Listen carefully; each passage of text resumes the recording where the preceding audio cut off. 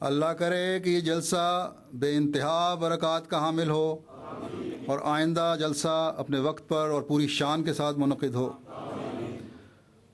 और इस जलसा के पाक असर को हम हमेशा अपने दिलों में कायम रखने वाले हों।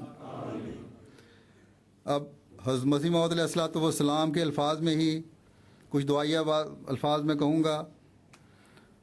आप फरमाते हैं कि खुदा ताला तुम शामिलीन के बारे में कि अजर अज़ीम बख्शे और उन पर रहम करे और उनकी मुश्किलात और इज़्तिराब की हालत उन पर आसान कर देवे और उनके हम व गम दूर फरमाए और उनको हर तकलीफ़ से मुखलसी अनायत करे, उनकी मुरादात की राहें उन पर खोल देवे और रोज़े आखिरत में अपने उन बंदों के साथ उन्हें उठाए जिन पर उसका ख़ास फ़ज़ल और रहम है।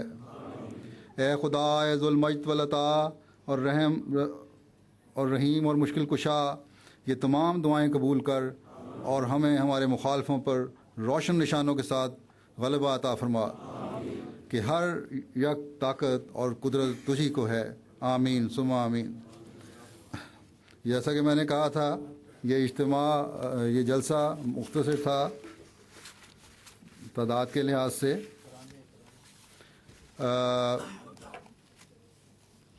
उसमें तादाद तकरीबन जो है कुछ 6000 के करीब है, जिसमें से बावजूद गर्मी के बायस से भी लोग गए हैं 50 के करीब 11 ममालिक से, और शामिल होने वाले जो दूसरे शहरों से हैं वो दूर दूर से भी 4000 मील का भी सफ़र करके बाज़ लोग, क्योंकि हिंदुस्तान बड़ा वसी मुल्क आए हैं। लेकिन बहरहाल जो ख्याल था कि मुख्तसर हाज़िरी होगी, उस लिहाज से बड़ी अच्छी हाज़िरी हुई है। तो ये तजुर्बा भी एक हो गया। अब दुआ कर लें।